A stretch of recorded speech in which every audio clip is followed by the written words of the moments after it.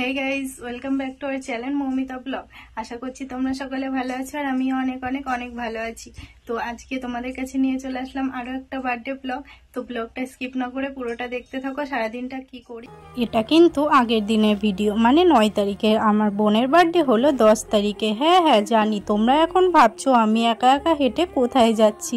Actually আমি না গিয়েছিলাম পড়তে, তো সেখান থেকে কিছুটা দূরে আগের দিন আমি আমার বোনের বার্থডে কেকটা অর্ডার দিয়েছিলাম, তো সেটাই আনতে যাচ্ছি। তো দেখো আমি কেকের দোকানে পৌঁছে গেছি, আর এখন না আঙ্কেলটা আমাকে কেকটা দেখিয়ে জিজ্ঞাসা করছে যে দেখো কেকটা তোমার মনের মতো হয়েছে কিনা। আমি বললাম যে হ্যাঁ হয়েছে, কিন্তু আদৌ না ওরা কেকটা আমার মনের মতো বানাতে পারেনি। তো কি আর করা যাবে, আমি যেহেতু কেকটা অর্ডার দিয়েছি আমাকে নিতেই হতো কেকটা। আর এখানে দেখো আমি পেমেন্ট করে কেকটা নিয়ে বাড়ি চলে এসেছিলাম।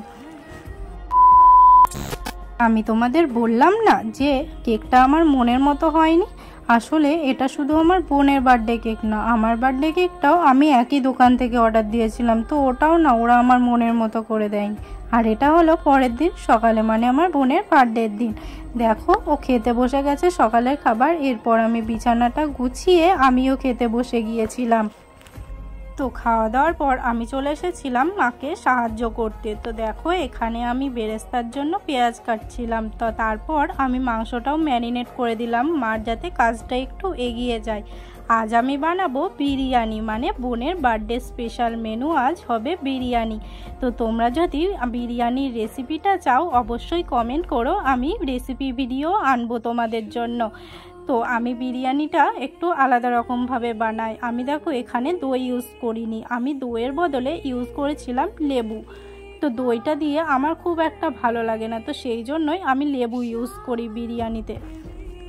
এখানে দেখো আমার মাংসটা ম্যারিনেট করা হয়ে গেছে। এখন আমি মাংসটা কিছুক্ষণের জন্য ঢাকা দিয়ে রেখে দেবো। তো তোমরা অবশ্যই কমেন্টে জানিও তোমরা কে কীরকমভাবে বিরিয়ানি বানাও। এখানে আমি চলে এসেছিলাম বেরেস্তাগুলো ভাজতে।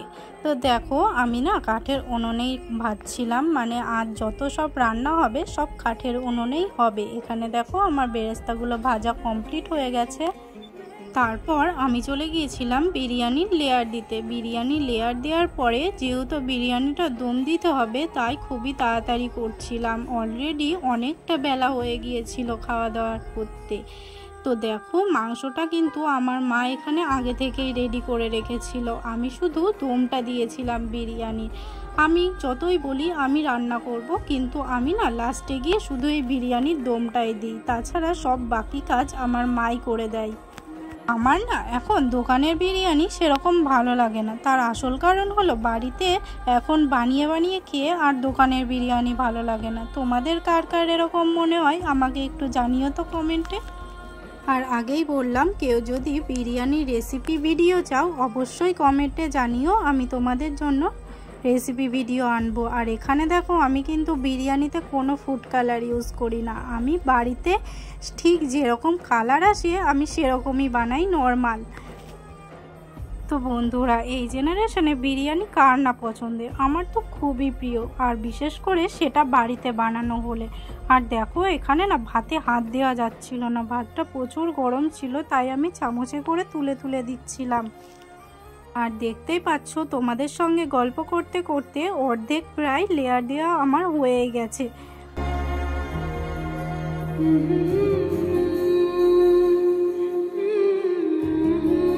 সেদিন না আমাদের রান্না বান্না করতে অনেকটাই লেট হয়ে গিয়েছিল, তাই যতটা সম্ভব আমি তাড়াতাড়ি করার চেষ্টা করছিলাম। আর তোমরা তো জানোই যারা বিরিয়ানি করো তাড়াতাড়ি করে যাই হোক বিরিয়ানি করা সম্ভব না। তো দেখো দেখতে দেখতে আমার বিরিয়ানিটা কমপ্লিট হয়ে গেছে লেয়ার দেওয়া, এরপর দম দিলেই ব্যাস রান্নাটা কমপ্লিট হয়ে যাবে। বিরিয়ানিটা দমে বসিয়ে আমি চলে গিয়েছিলাম অন্যান্য প্লেটগুলো সাজাতে। তো দেখো এখানে আমি স্যালাডগুলো সুন্দরভাবে কেটে সাজিয়ে নিচ্ছিলাম। আজ স্যালাডে ছিল শসা আর গাজর। এদিকে আমি স্যালাডটা সাজাতে সাজাতে ওদিকে কিন্তু বিরিয়ানিটা আমার দম দেওয়া কমপ্লিট হয়ে গিয়েছিল।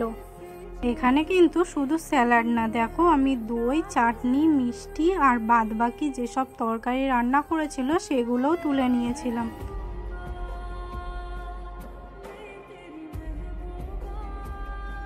বাদ বাকি খাবারগুলো সাজানো কমপ্লিট করে আমি এখানে চলে এসেছিলাম খাবারের মেন প্লেটটা সাজাতে। এখানে দেখো আমার বিরিয়ানিটা বসানো কমপ্লিট হয়ে গেছে। তারপরে ভাতটা বসাতে গিয়ে অবস্থা দেখো, ভাতগুলো তো ছড়িয়ে গেল। আর এখানে যেহেতু 5 রকম ভাজা দিতে হয়, তাই এখানে আমি 5 রকম ভাজাগুলো সাজিয়ে নিচ্ছিলাম। এখানে 5 রকম ভাজার মধ্যে ছিল আলু ভাজা, পটল ভাজা, গাজর ভাজা, চাল কুমড়ো ভাজা, আর এই হলো চাল কুমড়োর তরকারি, আর হলো এই পাঁপড়। তারপর দেখো রান্নাঘর থেকে আমি ভাতগুলো নিয়ে যাচ্ছিলাম যেখানে খাওয়া দাওয়া হবে। এরপর দেখো সব খাবারগুলো নিয়ে আসা হয়ে গেছে। আর দেখো তো খাবারের প্লেটটা ঠিক কেমন লাগছে। দেখো মা বোনকে আশীর্বাদ করে নিচ্ছিল। কিছু হাসি, কিছু আশা, কিছু মধুর ভালো। এখানে দেখো বার্থডে গার্ল খেতে বসে গেছে। তারপরে কিন্তু আমিও খেতে বসে পড়েছিলাম। মা আমাকেও খাবারটা দিয়ে দিয়েছিল। আর এই ভিডিও ক্লিপটা আমার মা নিয়েছে, তাই দেখো ঠিকভাবে নিতে পারিনি, তবুও যা হয়েছে সেটাই দিলাম। সারা বিকেলটা রেস্ট করলাম। তারপরে দেখো সন্ধ্যাবেলা বোনের বান্ধবীরা এসেছে। এসে ওরা কিন্তু কাজ করা শুরু করে দিয়েছে। ওরা ডেকোরেশনের জন্য এখানে বেলুন ফোলানো শুরু করে দিয়েছে। ওরা যেহেতু 3-4 জন মিলে কাজ করছিল, তাই বেলুনগুলো খুব তাড়াতাড়ি ওদের ফোলানো হয়ে গিয়েছিল। তারপর এই যে আমার যা কাজ, ডেকোরেশনের কাজ আমি শুরু করে দিয়েছি। আমার নিজের বার্থডেতেও আমি সাজিয়েছি, এখন এর বার্থডেতেও সাজাচ্ছি। এই যে দেখো এখানে আমার ডেকোরেশনটা কমপ্লিট হয়ে গেছে। আর ডেকোরেশনটা কেমন লাগছে অবশ্যই জানিও। ডেকোরেশনটা কিন্তু পুরোটাই আমি একা করেছিলাম, ওরা জাস্ট আমাকে শুধু বেলুনটা ফুলিয়ে দিয়েছিল। এই যে কার বার্থডে আর কে পোস্ট পাস দিয়ে ডেকোরেশনের সামনে ফটো তুলেছে। আর এই যে এগুলো হলো বোনের ফ্রেন্ড, আর এই যে এটা হলো বার্থডে গার্ল। ডেকোরেশনের সামনে দাঁড়িয়ে অনেকক্ষণ ভিডিও নেওয়ার পর, ফটো তোলার পর চলে গিয়েছিলাম কেকের ডেকোরেশন করতে। তো এখানে দেখো আমি কেকের মোমবাতিটা জ্বালিয়ে দিচ্ছিলাম, এখন হবে কেক কাটা। তো দেখো আমি এখানে স্পার্কেলটা জ্বালিয়ে দিয়েছি।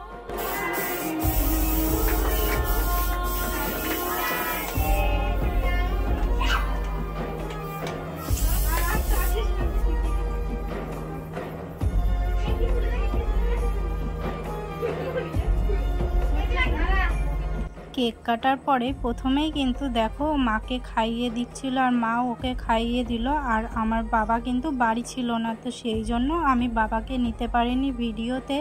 এরপর কেক কেটে ও একে একে ওর সকল ফ্রেন্ডদের দিচ্ছিল। দেখো কেক কেটে একে একে ওর সকল ফ্রেন্ডদের খাইয়েও দিচ্ছিল, আর অনেকের দেখো হাতেও দিয়েছে। তারপর ওর ফ্রেন্ডদের খাওয়া হতে না হতেই আমার মা নিয়ে চলে এসেছিল ওদের জন্য পায়েস আর মিষ্টি।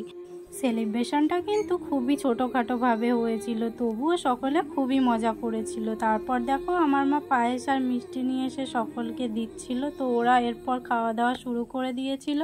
তারপর এই যে আমার যা কাজ, আমার তো রিলস বানাতেই হবে, সে যতই খাটনি হোক। তারপরে দেখো ওর শেষে ঘর দুয়ারের অবস্থা কতটা নোংরা হয়ে গিয়েছিল জায়গাটা। তো গাইস আজকের ব্লগটা এখানেই এন্ড করছি। ভালো লাগলে like, comment, share and subscribe করে দিও। টাটা সকলকে। আর আজকের ডেকোরেশনটা কেমন হয়েছে অবশ্যই জানিও।